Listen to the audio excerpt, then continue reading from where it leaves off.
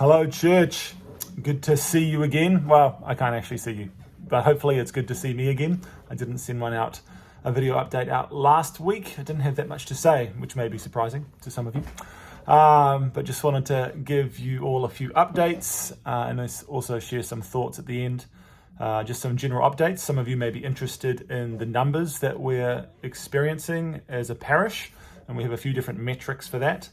So right now, for our in-person gatherings, we are having KidMax programming for all the ages every second Sunday.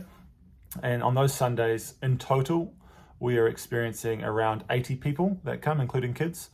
And then on the Sundays where we just have a family-friendly service, we are only experiencing around 40 people that are coming. I think it was 36, and then it was 40, and then it was 44 on the Sunday just been. So that trend is encouraging.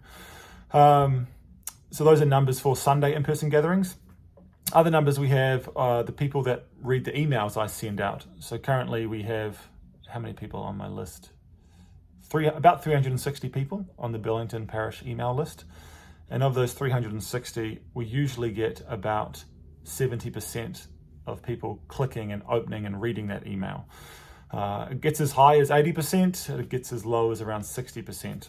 So that's around 250 people, 70%, that are reading the emails I send out.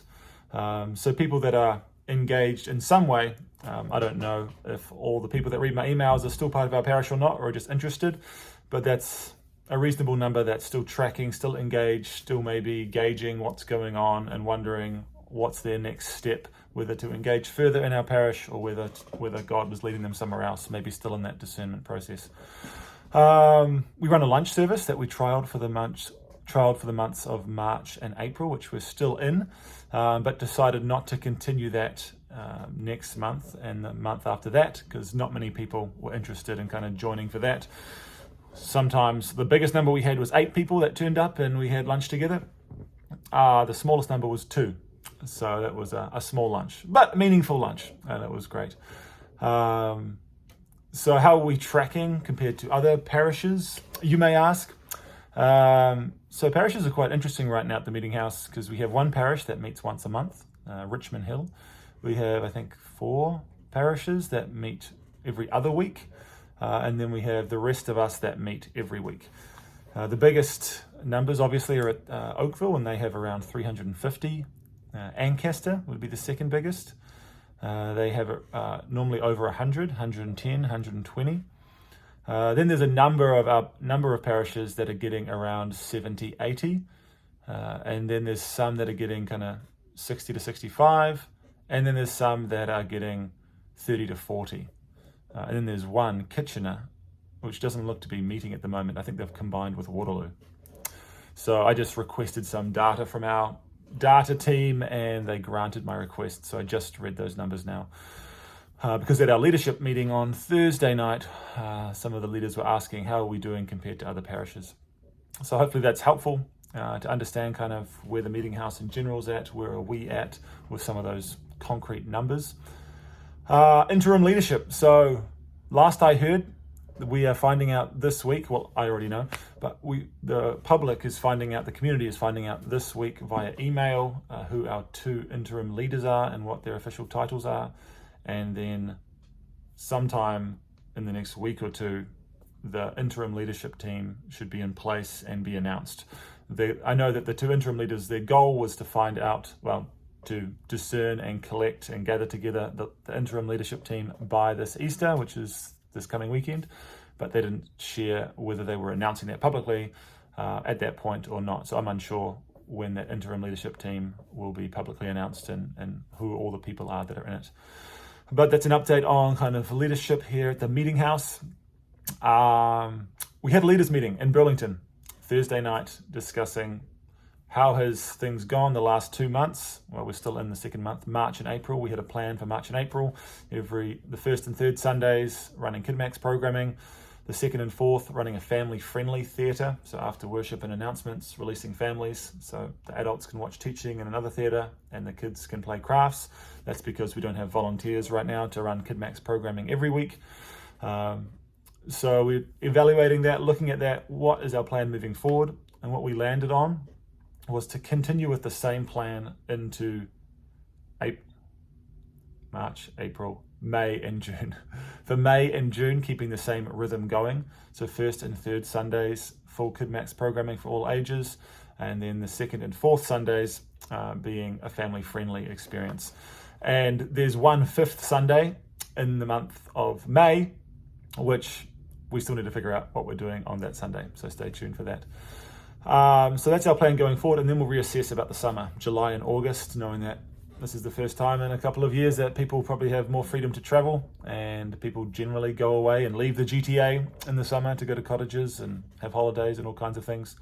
So because volunteers are a challenge right now, we may have less in the summer. So we're wrestling with what should we do for the summer? What would serve our community best? Do we do an outdoor gathering every 2 weeks and have a more communal time? Do we have every second week in the theatre, and every other week we meet in Advance Road where you don't really need many volunteers or any, and have a more simplified service for those that are in town that weekend? So we're going to be continually discerning, so we'll let you know once we figure that out, but we'll probably meet again in another 2 months to discuss July and August. Lots changes in short amounts of time here at the Meeting House, it seems, ever since I've started, so we will wait till these next couple of months have gone before we decide the summer. So that's an update on that front, but I'll send you more details in a written form probably later this week. Good Friday is this Friday, and we're going to have a service at 10 a.m. at the theatre. We're going to be having stories shared by people in our parish. Art Hilson will be sharing. Kevin Visser will be sharing. He shared last year about having hope amidst his cancer journey that he's going through right now. So he'll be sharing an update of how things are going for him and what he feels like God's doing in the midst of this challenging time. Art Hilson will be sharing about the recent passing of his mother and how God has been with him through that time. So stories of challenge and suffering and how God is at work even in the midst of those times. I'm still looking for 1 or 2 more people to share stories. So we'll see if it's just those 2 or if there'll be more this Sunday.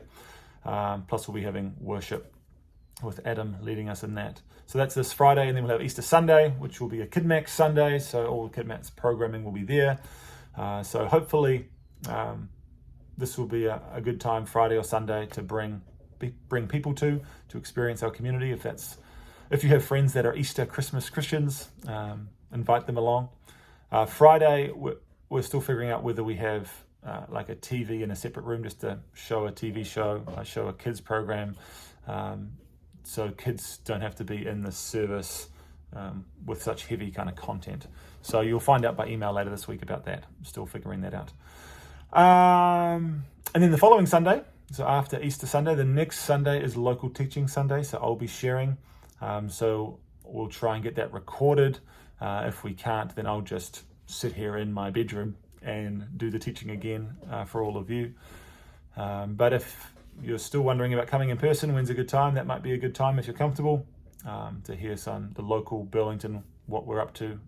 Still not 100% what I'm going to share that Sunday. I'm wrestling through a few different things about what God might want me to share on that Sunday. So that's April 24th. And on Good Friday, another thing happening on Good Friday is Daryl Winger's last Friday. So if you are open to it, we're constructing a virtual card and just expressing our thanks, whether we know him personally or not, just a way of honoring him and thanking him for being senior pastor and serving our church. So you can find the link to that in the link tree to write some kind words there. Compassion. So next month is May. You see me looking up. I struggle with figuring out the months. Next month is May, which is going to be Peacemakers Month. So our compassion team is meeting this week to discuss what our approach is to that.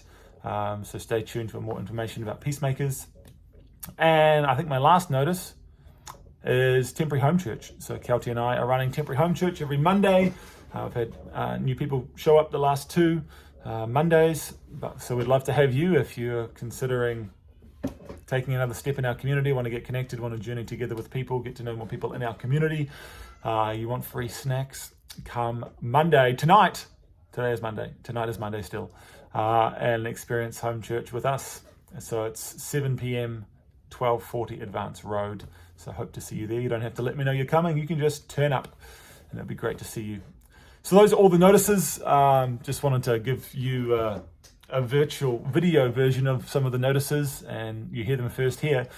And then also just some thoughts about praise. So if you listen to the message on Sunday, it was about praise, and something I shared in person on Sunday was just how I find praise helpful because, well, for many reasons, but the one reason I shared is that we see in Scripture that we're supposed to set our minds on the things above, not on the things that are on earth. We're supposed to set our minds on the things above and not on the things that are on earth.